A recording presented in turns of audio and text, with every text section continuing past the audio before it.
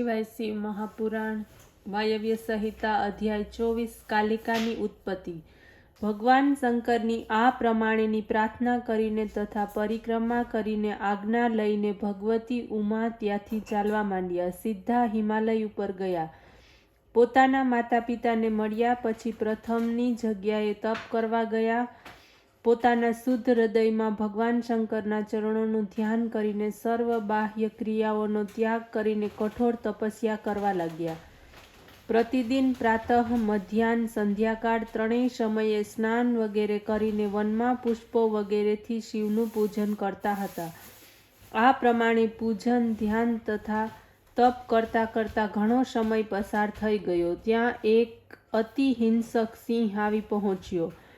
ભગવતી ઉમાએ નજીક પહોંચીને તે એમનું ભ્રમણ કરવાને માટે તત્પર થયો, પરંતુ ભગવતીના ઉગ્ર તેજની આગળ એનું કશું ન ચાલ્યું। તે મૂર્તિ જેવો ત્યાં જ ઊભો રહી ગયો। તે ભૂખ્યો હતો, એને અન્યત્ર કંઈ પણ માંસાહાર મળ્યો ન હતો। ભગવતીના શરીરનો લોભી બનીને રાત દિવસ ભગવતીને જોતો જોતો તે ત્યાં ઊભો હતો। ભગવતી ઉમા જ્યારે એને જોતા તો પોતાના મનમાં એમ ધારતા કે આ સિંહ મારો ભક્ત છે, અન્ય હિંસક જીવોથી મારું રક્ષણ કરવાને માટે અહીં તે ઊભો છે। આ પ્રમાણેની ધારણા દ્વારા ભગવતીએ એ સિંહના સર્વ પાપોનો નાશ કરી દીધો। એને દયાપૂર્વક જોવા લાગ્યા, તેથી તે પાપ મુક્ત બની ભગવતીના પ્રભાવથી ભૂખ તરસથી છુટકારો મેળવનારો થયો। એનું જીવન સફળ થયું। પછી તો ભગવતી ઉમાને સેવામાં તે તત્પર બન્યો। હિંસક જીવોથી ભગવતીની રક્ષા કરતો તે સેવા કરવા લાગ્યો। સ્વતંત્રતાપૂર્વક વનમાં ફરવા લાગ્યો। આ બાજુ દૈત્યો અત્યંત ઉપદ્રવ કરી રહ્યા હતા।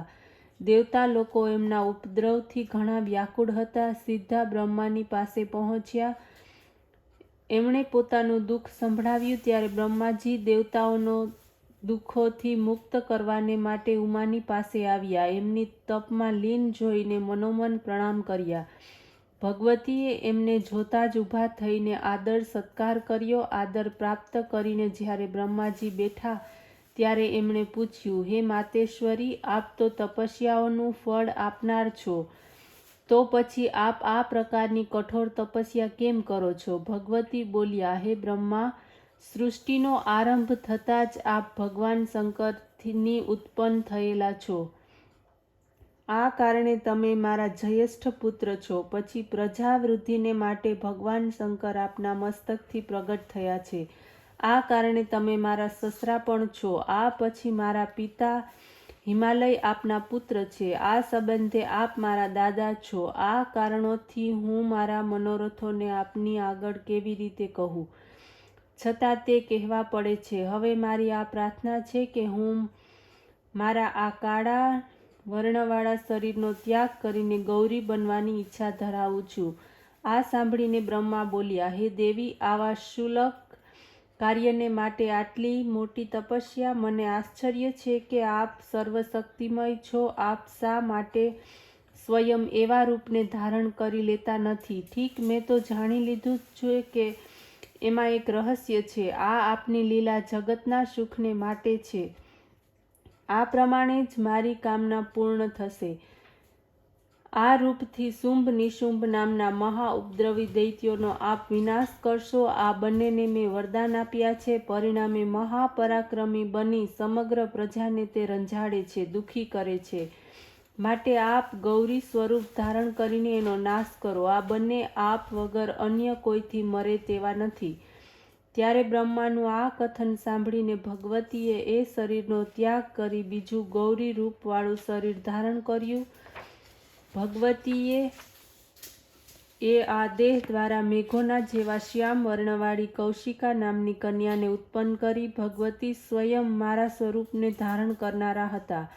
એણે આદિ યોગીની અષ્ટભુજાવાળી, જેના હાથમાં શંખ, ચક્ર, ત્રિશૂળ વગેરે આયુધો ધારણ કરેલા હતા, એવી શક્તિ સંપન્ન દેવીને પ્રગટ કરીને સ્વયં સુંદરી બનીને દર્શન આપવા લાગી। ત્યારે બ્રહ્માએ શુંભ નિશુંભ દૈત્યોનો વધ માટે એને શક્તિ પ્રદાન કરી। સવારી માટે સિંહ આપ્યો, વિંધ્યાચલ પર નિવાસ આપ્યો, મધ માંસ વગેરે બલિ દ્વારા એનું પૂજન કર્યું. પછી તો તે શક્તિ ઉમા દેવી બ્રહ્માને પ્રણામ કરીને વિંધ્યાચલે પહોંચી ગયા. ત્યાં શુંભ નિશુંભ બંને દૈત્યોનો વિનાશ કર્યો અને સર્વ દેવતાઓને સુખી કર્યા. ઓમ નમઃ શિવાય.